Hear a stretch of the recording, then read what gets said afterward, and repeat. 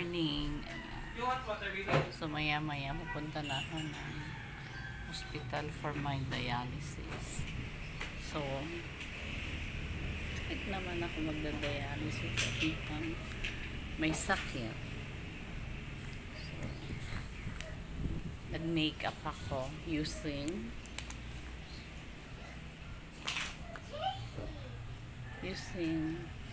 U2O eyeliner.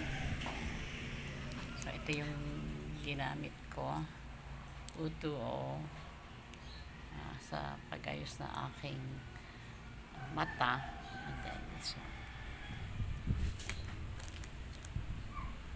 And then sa mukha ko naman ay Jimelan.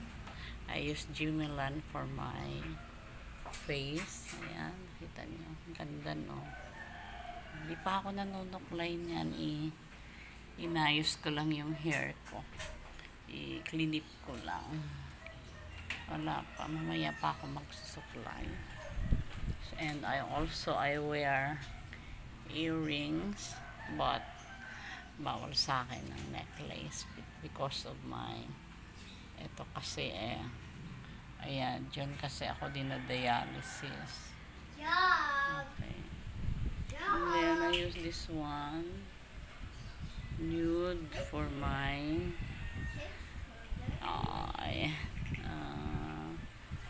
cheek ko. And then I use this eyeliner, eyebrow for my brow. And then also my nose. Ayan. Ito naman yung panglinis ko ng face. Ayan. Honey Peach Cleansing Toner. Ito yung panglinis ko sa mukha.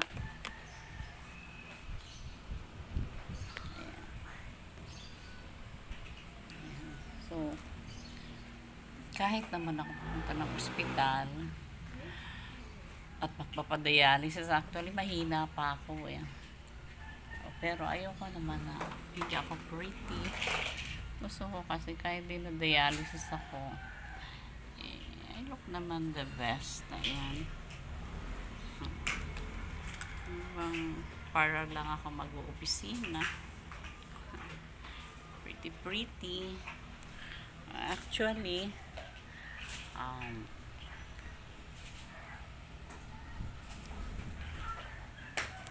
medyo bumaba nga yung timbang ko. Kasi kada dialysis ko, naalisan ako na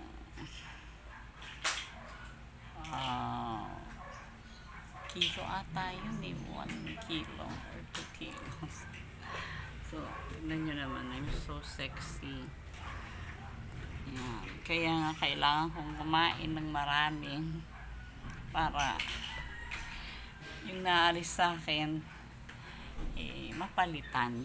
Ayan.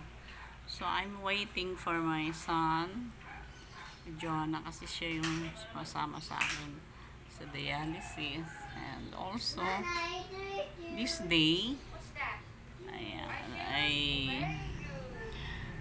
may ata ako ngayon sasalinan ako ng dugo kasi ang baba ng baba ng dugo ko. Ayan, kaya sasalinan ako.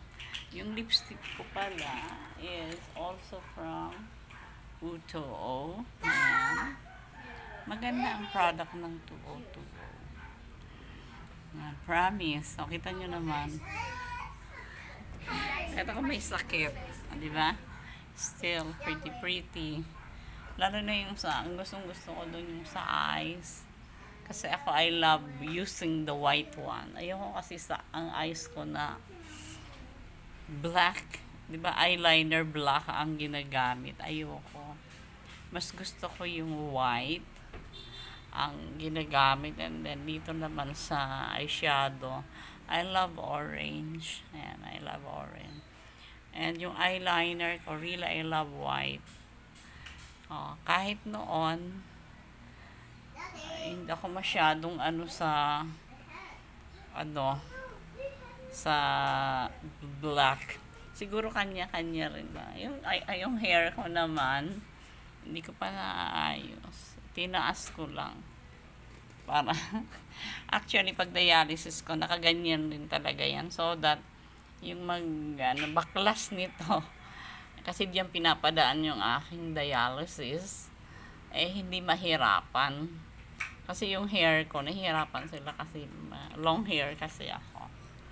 Ayan. Hindi na ako nakakapag ngayon masyado yung dati noon yung hair ko ay talaga masyado kung maayos. Kasi long hair ako hanggang ngayon hindi ko naman pinapaputo. Ganun lang tinataas ko lang. Okay. That's for today. Thank you very much for watching my video. So, gusto ko lang ipakita sa inyo na kahit tayo ay nag-suffer or nag-run ng sabi nga sickness, still pwede naman tayo maging maganda, diba? Ayoko naman kasi nung may sakit na nga ako, tapos pag-aharap ako sa tao, mukhang may sakit, diba? Maaawa. Ayoko na naawa yung mga tao sa akin. Gusto ko at the same time, really I miss you guys. Hindi na ako nakakapag live ngayon kasi hindi pa ako makakanta. Medyo pa ako nito, naasiwa pa ako.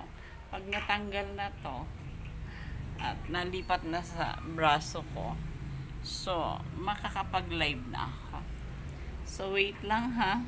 Kita nyo naman yung pagsasalita ko medyo Thank you very much. At salamat sa Panginoon kasi unti-unti binabalik niya yung lakas ko. At thank you sa healing na ibinibigay ng Panginoon. At salamat rin sa pagsubaybay niyo sa akin. Sabi nga, thank you at may sakit ako, magaling ako. Ay, sinusubaybayan niyo ako. And I like to praise the Lord. At sana pagpalain kayo ng Panginoon. Thank you. Bye.